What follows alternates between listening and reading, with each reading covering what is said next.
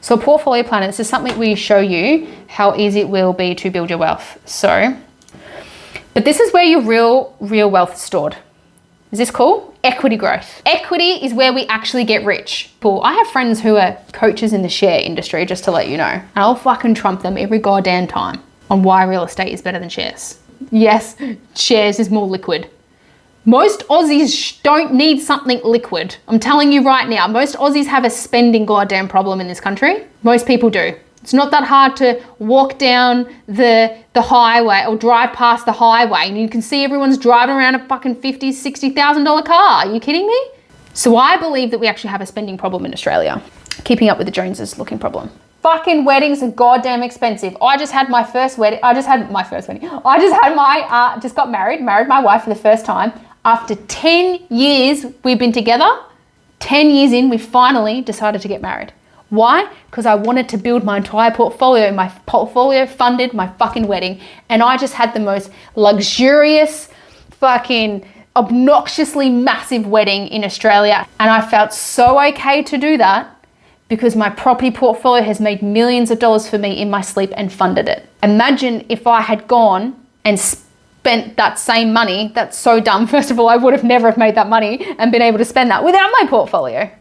Imagine if you're just like, fuck, I need to take 6 months off my business, my fucking brains. I had a mental breakdown for about unplanned mental breakdown last year. And I wanted to burn my fucking business down. I was like, I hate it. I'm done. I'm so bored. I feel like a bloody robot, right? I had a fucking mental breakdown. Guess what I did? Portfolio fucking helped me. Thank God. Imagine if I didn't have that. When I left my job at Optus, 2.5 years ago, when I left my job at Optus, guess what helped me? I was like, I need my property portfolio. I need cash out of my property portfolio so I can start my business in case I don't make any money for the first 6 months. Thanks to my property portfolio. Yeah, cool. So right now, the bank, you have your loan as principal and interest. Just fucking keep it at principal and interest is my answer. You don't need to tell the bank that it's not yours. So that's kind of like a cool, like a little loophole for those who lived in a property but then moved out. Just don't tell the bank about it. As long as you've got an interest rate, you're fine. It can stay owner-occupier. I'd highly recommend you just every 6 months, you should always just be going back to the lender anyway, if you're not already, and just saying, hey, give me better rates. Someone else is going to offer me a little bit lower. You can just bluff your way through it. They don't actually ask for proof. But I always recommend you, definitely getting a lower interest rate, especially right now, because also interest rates are massively coming down. So, which is really good news for all of us here who have a mortgage. In May 20, they're about to meet again, and there is a 97% chance that they're going to drop it twice. So yes. What is your actual end goal and what's your risk tolerance? So, but I'm going to tell you right now, the average person tells me they want 150 grand of passive income. That's the average response, believe it or not. And people will be fucking stoked with that. The average amount of properties is somewhere between 6 to 8 properties is the answer. I'm being so broadly generic right now. And by the way, just to let you know, rent vesting is primarily for those who have a decent mortgage, right? So, and low income earners. So it's just a way to unlock you temporarily.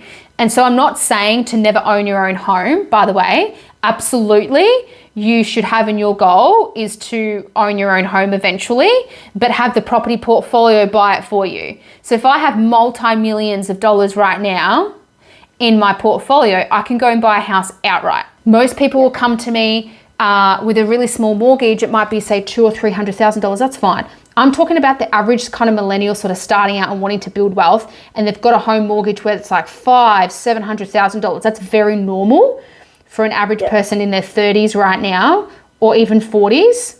Sad if you come to me in your 50s with that much debt and no assets, but it's common as well. But yeah, so that's more for the person that is wanting to move ahead, get ahead. Cool. It's just, again, rent vesting is a tool just to fast track you, to get you unlocked if we need it. So I don't say you have to do it. Obviously, it's something that I chose because I wanted to go really, really hard. That's something that I did as a sacrifice. But I also completely empathize that most Aussies are so emotionally attached to their home and the idea about home ownership. I fucking get it. We've all been brainwashed, right? It took me years to fucking get that out of my head, and I don't expect that to happen to most people. And not everyone needs it. Right? Again, it's just a tool, and it's something that I would suggest to people if they're stuck and the bank won't lend them money. And sometimes it might be for 12 months. I might tell someone, hey, look, short term, let's just fucking move out, go live next door for a little bit, right? get a tenant in there, trick the bank that you got more money for now for the short term, bang, you got some back-to-back borrowing capacity, let's go buy 2 properties, bang, bang, then go move back into it. Sometimes. Yeah.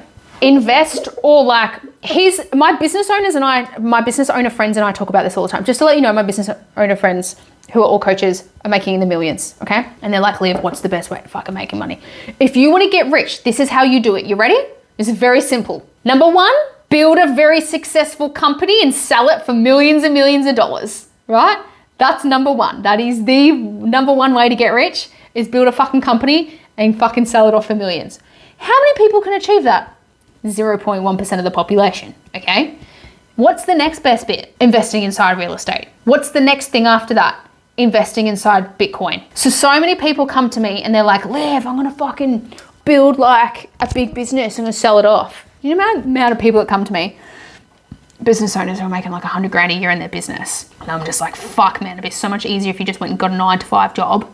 A remote 9-to-5 job earning 120 grand a year without the stress of business. But anyway, so yeah, it's business, real estate, Bitcoin, and then for the fucking love of God, if you're not doing any of those, you've only got like $2 to your name, then just at least learn about how to make more money. The best thing you could then do is, also I have some real like hustler clients, right? And I fucking love them. I've got a couple of guys who are like tradies and they're like, Liv, I'm stuck on the 3rd. I've got to get next one.